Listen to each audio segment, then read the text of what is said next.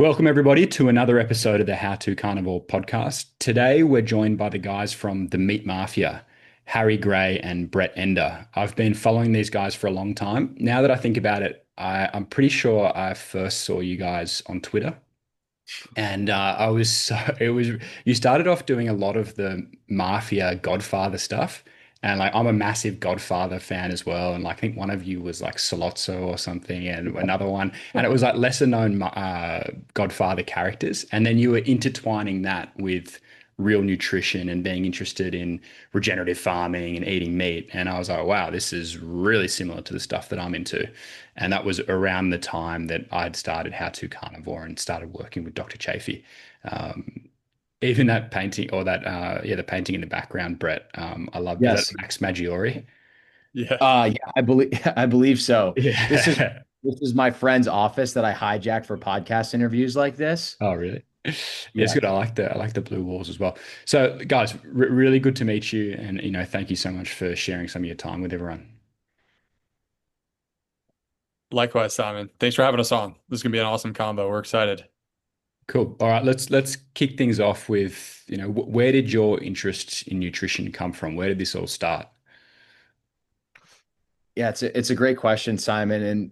And I was saying we love getting to do interviews and conversations like this. And this entire health and wellness and carnivore community is just so amazing and so supportive. And if you were following us when we were anonymous, that means that you're a true OG. And that was that period was 2022, which was the most fun that Harry and I had ever had. Just telling a lot of these informative threads and doing investigative journalism on things that had happened throughout the course of just US history that have led to, unfortunately, our population being so metabolically unhealthy. And I think the encouraging thing in the work that you're doing on your show is it's, pretty simple changes that everyone can be making to be feeling metabolically incredible and just live this flourishing life.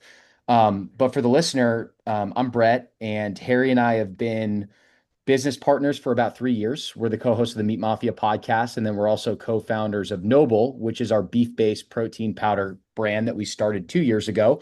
But we met about 10 years ago playing college baseball, and I think that's really where my health journey kicks off.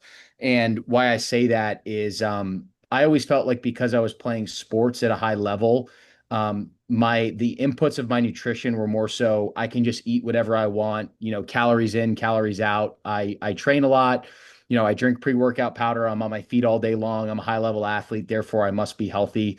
And aesthetically, I was fairly lean, so I looked healthy on the outside, but my insides and my GI system were telling a different story.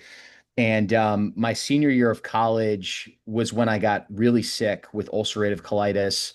And I think it was just, Simon, a combination of stress, a lot of processed foods, a lot of binge drinking, Friday to Saturday nights, every single weekend in college. I think I have a genetic predisposition to autoimmune issues as well. And it was kind of like the perfect cocktail of things that, really resulted in me going to the bathroom 20 to 30 times a day, ton of blood in my stool, could not process any of the foods that I was eating, and ended up getting rushed to the hospital. I had lost 30 pounds, got diagnosed with UC, and was essentially just told that I was going to have this diagnosis for the rest of my life. And I hit a poor stroke of the genetic lottery. Hmm. Meanwhile, I'm telling you, I'm doing all these things in college that I believe contributed to me getting so sick. And so I hopped on, prednisone, Lialda, these biologic drugs called Remicade. And the medication I was on was costing the medical system $400,000 a year. Wow. So yes, so fortunately, I was on my parents' insurance plan. My dad had good corporate insurance. Otherwise, I would have been, I don't even know how I would have been able to afford any of that medication. I just would have been crippled by debt the rest of my life. And I just thought that was what my future was going to be, getting blood infusions every 8 weeks.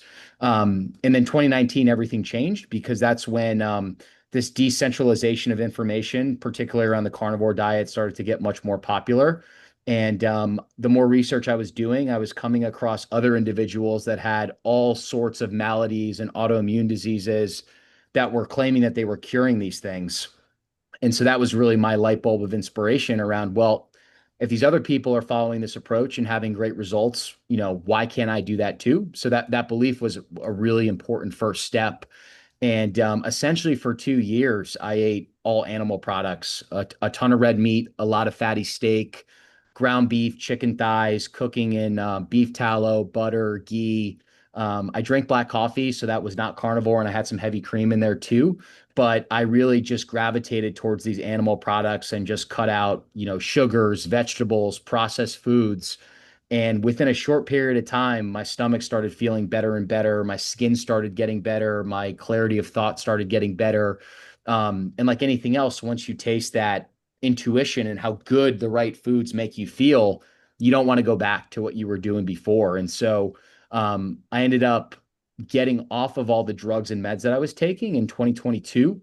And I've been drug free for the past 3 years, and really feel like I'm in the best shape of my life. I just got married a month ago. Congratulations. This Thank you. This nutrition journey was a big catalyst for us starting our businesses, but that's really my story. It was more so out of necessity, out of crisis, and it ended up being the best thing that ever happened to me. And you just think about the millions and millions of people around the world that have these incurable diseases. They're on cocktails of medications. They think that their future is essentially hopeless. And there's this other world that exists that comes on the back of just fueling yourself with the right inputs.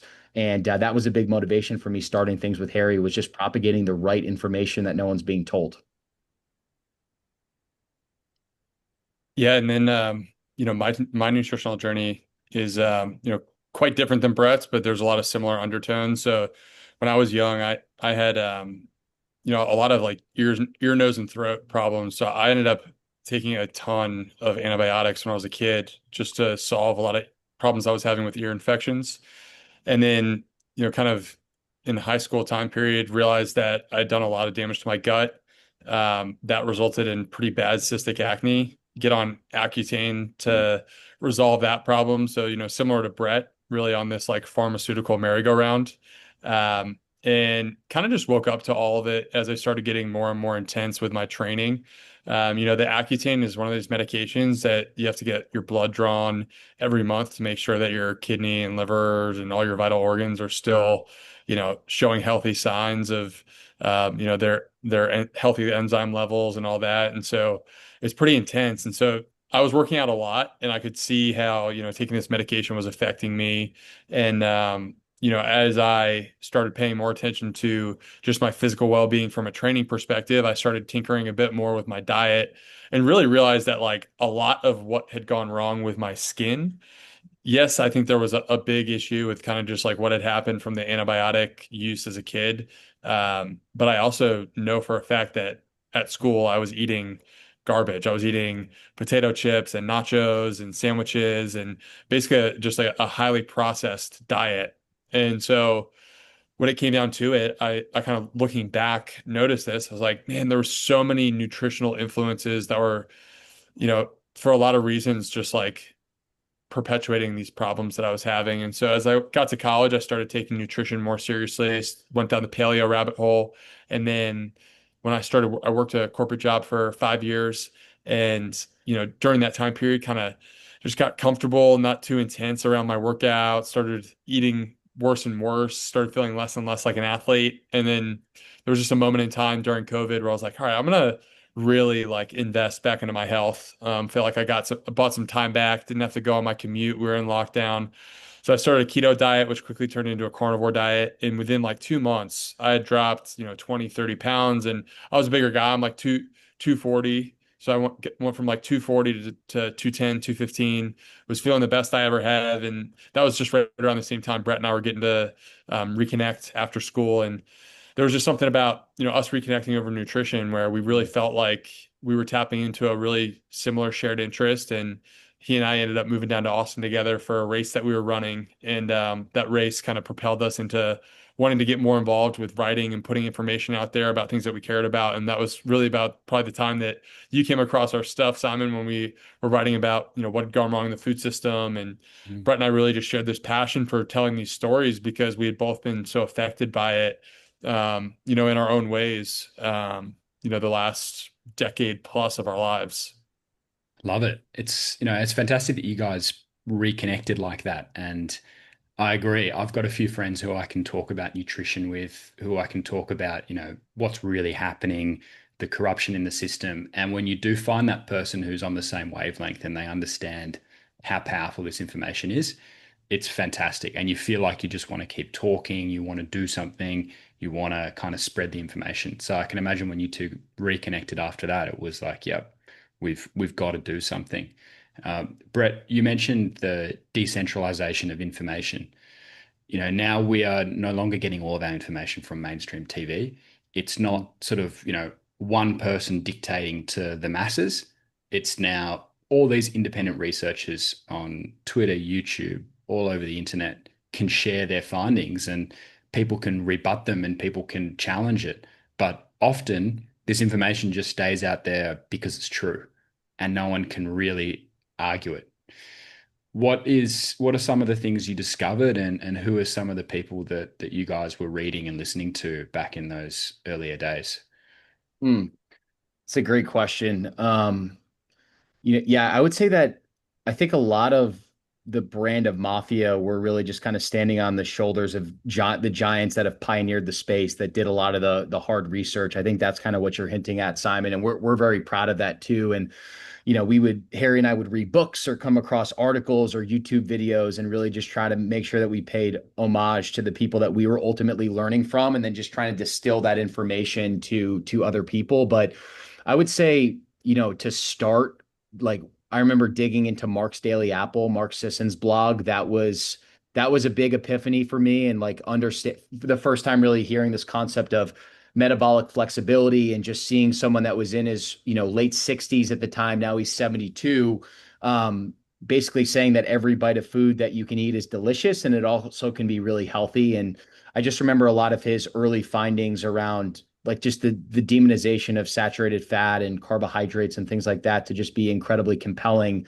And I think the best part about Mark is that he truly has proof of work. Just seeing someone that's 72, that's so lean, that's built this incredible business, has a great family, just checking all those boxes. That was someone that Harry and I both really learned from. I think Nina Teicholz's work with the Big Fat Surprise, she'd really been writing about this stuff before anyone in regards to, her understandings of the American Heart Association being paid off by Procter and Gamble in some of these large multinational food companies. Um, she was incredibly compelling. Mark Schatzker's book, The Dorito Effect, was a huge source of information for us too. He really spoke about just even like the chickens and the broiler chickens that we're eating at scale in the United States and above, how young and fat we're killing those birds, and how the birds that we're eating in 2025 were not the birds that we were eating in 1950. That's not the chicken that our grandparents and great grandparents were eating. And so, and you get it, right? Like it was almost like the first thing Harry and I did was we played around with the foods that we were eating. You feel amazing. And like you were saying, Simon, you then want to go deeper. There's just so many rabbit holes to go down. And then you start to like connect these dots historically, where it's almost like there's 5 to 10 stories that can almost perfectly paint this picture around why Americans are so metabolically unhealthy. And then once you have those dots fully connected and you have this amazing line, you almost feel this responsibility to go out and share it with you, because you do see so many people that are decaying. Even when I started this diet, I was 25 years old. You graduate university around like 20, 21, 22 in the United States.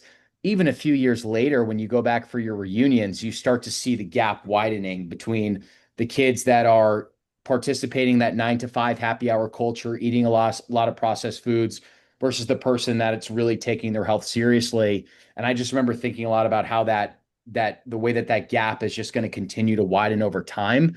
And I want to be able to play catch with my grandkids and do maybe a triathlon with my grandson. I don't want to be the grandfather that's just bedridden and unable to do anything. And I really do believe that a lot of that is possible through nutrition. So I know that's a little bit of a long-winded answer, but short answer is that there were so many people that inspired Harry and I to do what we were doing. No, that's a perfect answer. Yeah, I've got to say it was similar for me. When I discovered the carnivore diet, I thought, hey, this makes sense. I was already moving towards a more paleo diet and sort of experimenting with keto. And when I looked into it and I was sort of started to read all these stories of people who recovered from, things like ulcerative colitis, like you, all sorts of mental health problems, joint pain. Essentially, the list just kept going on and on and on, autoimmune, metabolic. I found it so incredible. And then, similar to you guys, I was reading about like Stephenson, Wilhelm Stephenson. I Mm. was reading about Owsley Stanley, the bear. He was a carnivore back in the 70s and 80s, and he discovered all of these things. This is the proper way to eat. There are zero carb forums online that I was reading through and thinking, this is just incredible. The Petersons as well, Jordan and Michaela. Like Yes. you hear these stories and you read about these people, and similar to you guys, I was like, I have to spread this information somehow. Have to Yeah. try and get it out there. Yeah, it's pretty amazing too. Just, you know, looking back at the show, the arc of our show, we started it in March 2022, and we were really speaking to a lot of the people that had inspired us to start the show to begin with. So like we were having conversations with people like Gary and Belinda Fetke, who Mm. had just incredible insight into like the front lines of corruption, and how like they were trying to promote a low carb diet to prevent people from getting amputations that were happening at the hospital that they were working at. And they were really unveiling a lot of that corruption, and going to court and defending themselves for it. And so it was really inspiring to just kind of see firsthand how this decentralization of information, this kind of breaking of the standard norm of like how information is being disseminated, and just being able to get like, we had Mark Schatzker on the podcast, we had Nina Teicholtz on the Mhm. podcast, Will Harris, like all these people who have just made a huge impact in all their respective fields, and collectively are speaking to a topic of, beyond just eating meat, like how do we just eat real food again and get people healthy? And it was really inspiring for Brett and I when we were first getting started, just because, we were quickly realizing that with the show, we had access to a lot of the people who were pushing this information to the forefront.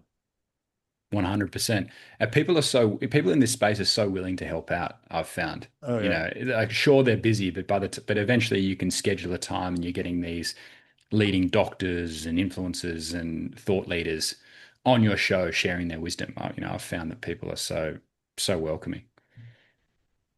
Definitely. Absolutely. Yeah, I feel like the internet really makes you realize how few degrees of separation there are from almost anyone you want to get connected to. And I Yeah. remember the first day that I had shared my healing journey on X, I think Brian Lenskis was the first doctor that saw it, who's an endocrinologist out in San Diego. And he's treating a lot of type 2 diabetic patients on a low carbohydrate approach to nutrition.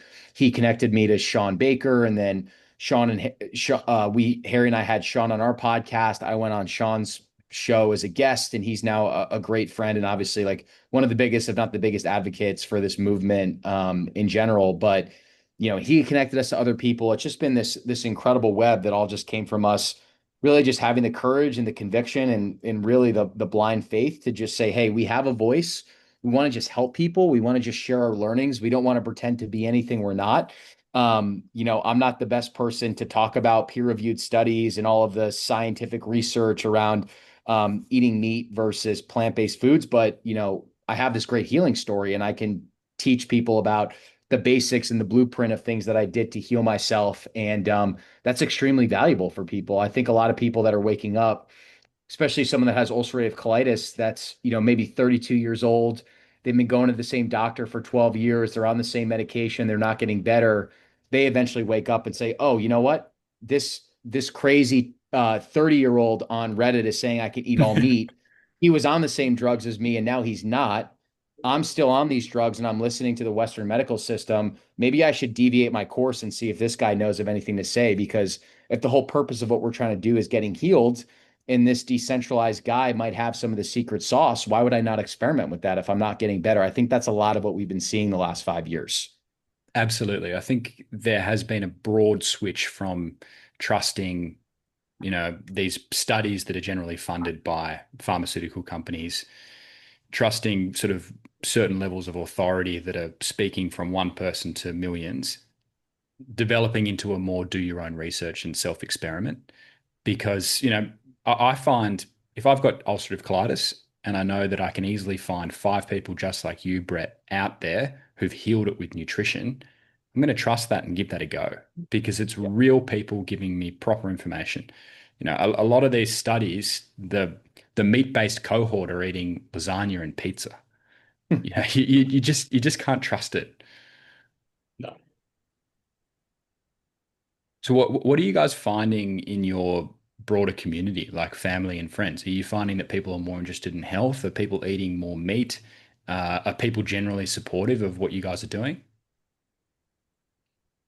Yeah, I think when we first started, Brett and I definitely felt like we were going down this very unique path. And having been in the space for 3 years, talking about meat forward and animal based and carnivore diets for the last 3 years, I think it's become in that time period, it's become so much more popularized that a lot of people have really come around to it. Like I know my dad is now like eating an animal-based diet, and basically every time he's Awesome. cooking a steak, he's taking a picture of it. And I think that the powerful thing is, you can lead by example. And I think, Brett and I have both like implemented, a carnivore diet in the most extreme times. And, now I kind of like am a little bit more you know, open to just having different types of food as I've reintroduced more things back into the fold. But I still believe that 90% of our nutrition should be coming from 80-90% of our nutrition should be coming from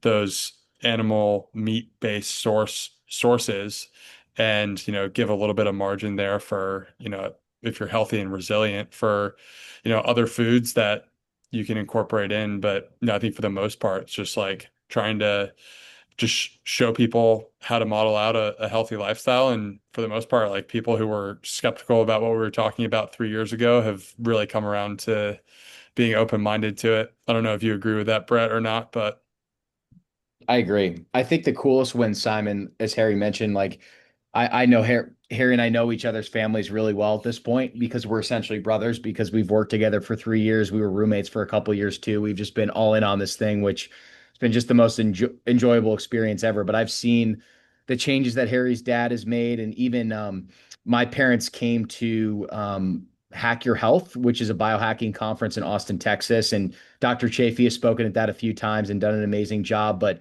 my parents were so inspired that my dad started going low carb after that and lost some weight. And even just smaller changes with my mom, where instead of using vegetable oil in the house, she's buying high quality olive oil or beef tallow or good quality butter, just like these little things in the right Mm. direction, and not trying to push it on my parents, but almost like showing them the resources for them to take it in and draw their own conclusions. That's those are the coolest wins, is when you start to see your other family take hold to those things. Yeah, absolutely. I mean, I've got three sisters, and two of them were vegetarians, and the other one Wow. wasn't eating much meat anyway. And I'm sort of telling them, hey, have you heard about this carnivore diet? And I'm interviewing all these people and posting on Instagram, all that sort of thing. And they definitely thought I was crazy. They were like, why are you so into this? Why would eating only meat be healthy? You're going to get scurvy. What about cholesterol? You're crazy. Is this diet just for young guys who are trying to get jacked? It just, they didn't get it. But now, all three sisters are eating meat.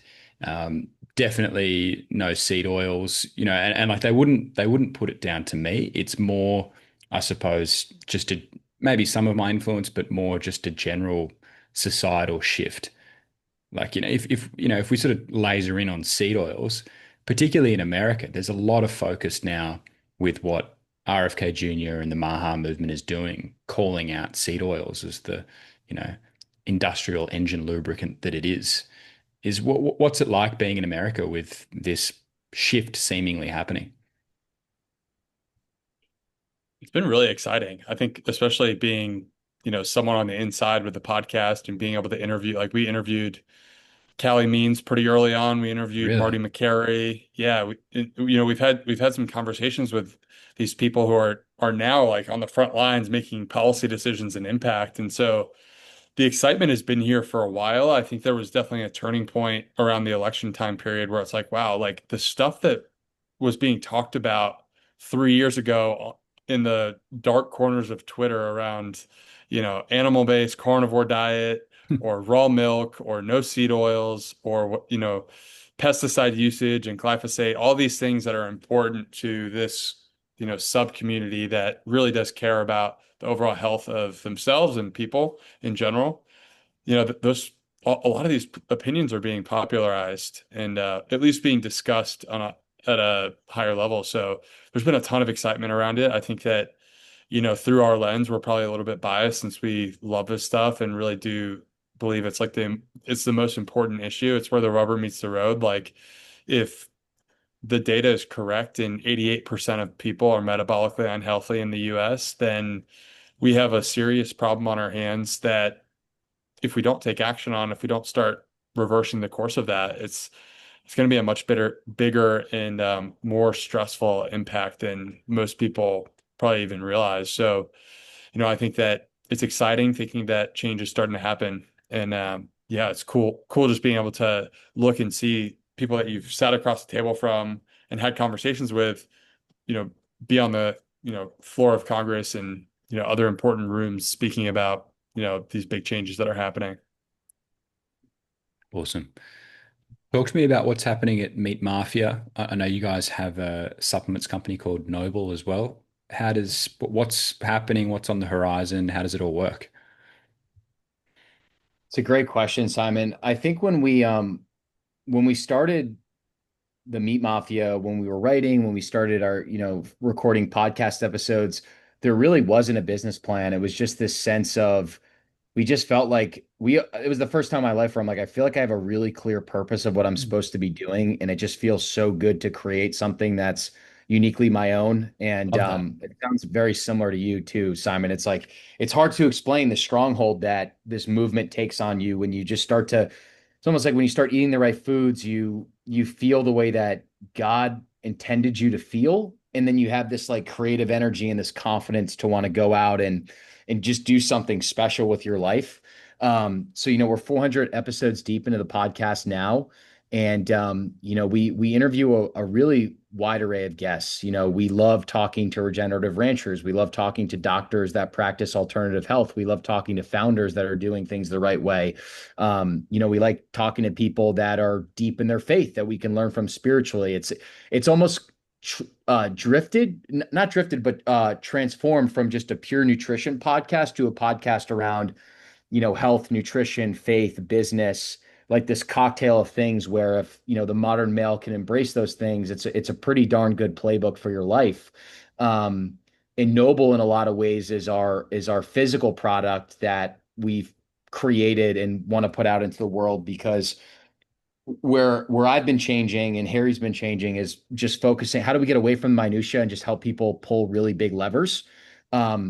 Like something for me in the beginning was I was on a budget when I was 25 years old. I couldn't go to regenerative farmers and buy all these nose to tail cuts of meat. I was buying the budget cuts from my local grocery store in New York City, and I cooked those for 2 years, and it worked unbelievably well. And I think our beef protein in a lot of ways is a bridge product for people to give you exposure to, 21 grams of highly bioavailable protein from the beef protein isolate, which is the actual bone of the animal. We put Mm. collagen in it too, so the connective tissue of the cow. There's a little bit of organs in there. There's some colostrum in there, but we also sweeten it with stevia, and we have a chocolate flavor and a vanilla flavor. So, one of the things that helped me a lot was actually paying attention and trying to hit a gram of protein per pound of body weight. And I was noticing that when I wasn't tracking, I was a lot of times under eating the grams of protein. And that's where powders and good quality shakes for certain people can really help them hit those goals and feel really good.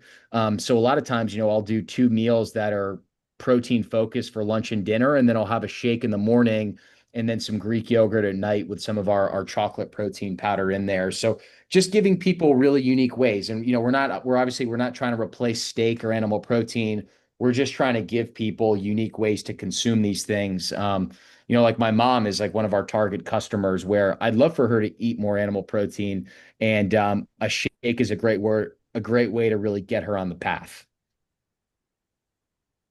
Yeah, that makes sense. I think the beef isolate is interesting. I don't know if anyone's doing that in Australia, so you guys need to bring the product out here because I know that most protein is made from whey, right? Which is milk. Yes. And they sort of somehow separate the protein out of the milk and then turn that into a powder. But, I know a lot that causes gut distress for Mhm. a lot of people. Yeah, whey protein's been around for such a long time. I mean, I think it was originally invented in like the late like 1800s, early 1900s. So it's been around for a long time. And then the actual use case for it in terms of like our idea of it in terms of modern supplementation has been more recent, but it's so pervasive in the world of supplementation because it is relatively easy and relatively cheap to get your hands on it. But I think that the trade-off there is that it is from dairy and the cheese making process, and you are getting this highly concentrated form of whey protein, which typically a lot of people struggle just digesting that whey in that concentrated amount. And so our vision with the beef protein isolate is, how can we bring this protein that's, mostly from the bone of the animal, in a just this healthy, a lot of people like don't really realize how healthy, how mineral dense, and how rich the amino acid profile is of some of these, cartilage and pieces of the animal that aren't being necessarily used. But, you know, it's 20% glycine. It has, there's so many long list of benefits of glycine, and there's a bunch of different amino acids in there. And on top of that, I think the biggest benefit is that most of our customers talk about how great it is on their gut, and just from the perspective of, most customers are either switching from a whey protein powder or, another, like a vegan protein powder potentially, it's like night and day compared to that. Mm. Obviously, there's better forms of protein in real food form, but if you're on the run, if you're somebody who likes to have their protein shake after they work out, there's definitely a huge market of people that we think we're trying to touch and capture and, bring into this movement of this real food, high protein, animal centric diet. So it's been exciting seeing how the product has been able to influence a lot of people. Yeah, I think that's great. That is the movement. Like it's real food and animal centric. And my podcast and everything I do with Dr. Chafee, it's all about the carnivore diet. And we're very firm on being 100% strict carnivore. And that's exactly what we recommend to our audience if they want to be optimal and for people who have major health conditions. But not everybody is going to go to that extreme, and certainly not initially.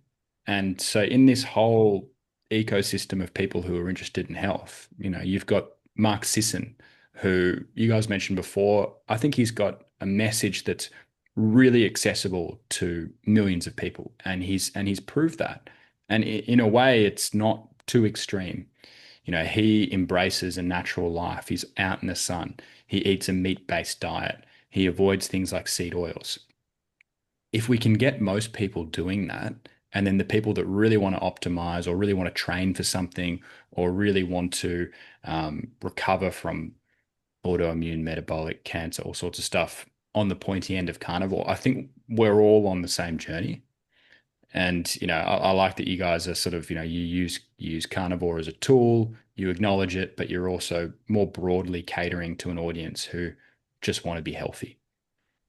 Mm. Yeah, I think amen. that's spot on. I think that's spot on, Simon. Harry and I have just had, it's been life-changing for both of us, just experimenting with different diets, carnivore in particular.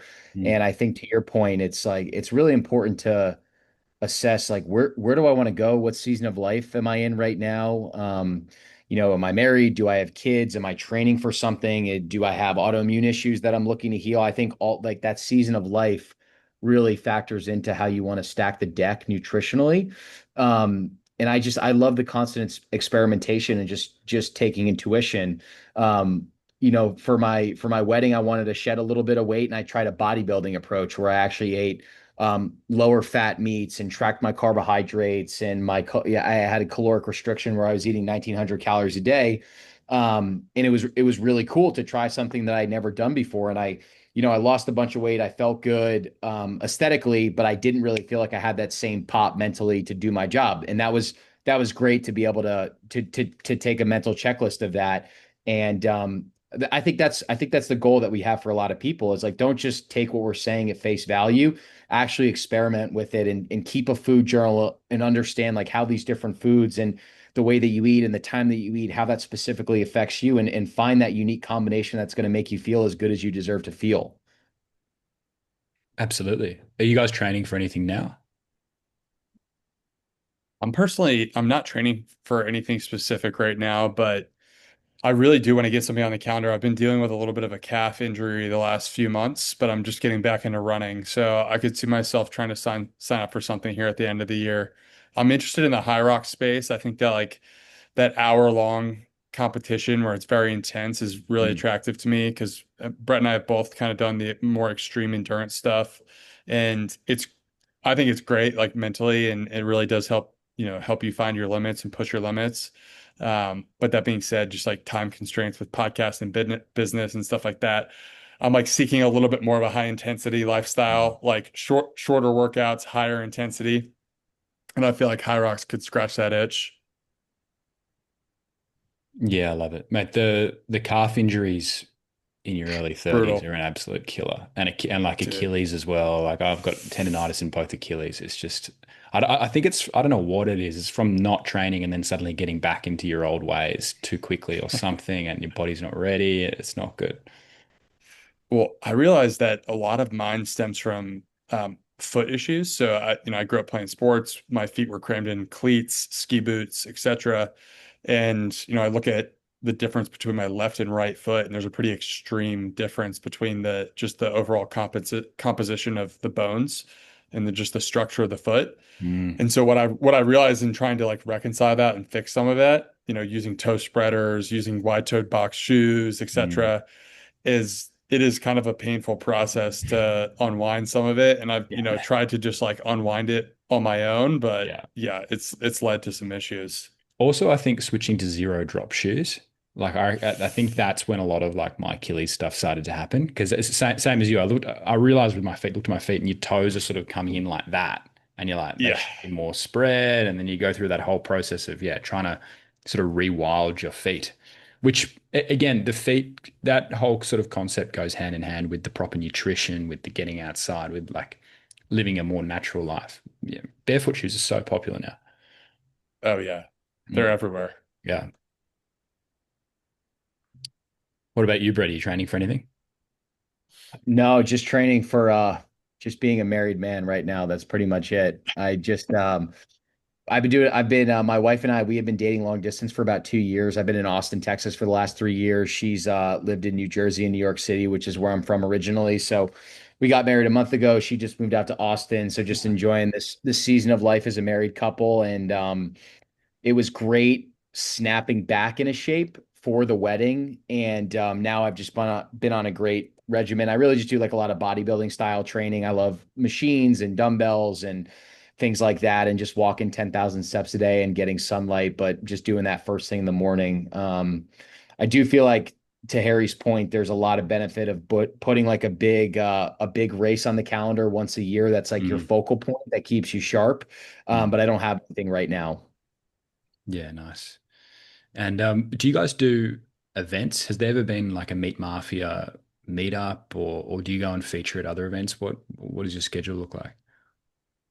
We've done some events. We haven't done anything recently. So we've pretty consistently co-hosted this event in Austin called HPLT, which is high performance lifestyle training hosted by our friend Brian Mazzo. So it's a mixture of like speakers and athletic events, workouts, recovery stuff, and it's just an awesome event. So we've co-hosted that the last 2 years in Austin, and then we've been pretty heavily involved in what used to be called KetoCon, but now it's called Hack Your Health. So we've gone to that for the last 3 years, and that's a great event. Mm, And then yeah, we've been doing some like light speaking stuff. And early on, we would go to so many cool little small meetup events. We hosted an alt health summit in Nashville, which was very fun over at the Bitcoin Park there. So trying to do more of that because that's mm. like that for Brett and I, just being around people and being in person is truly like where the magic happens. We love that. So we definitely want to do more of it in the future.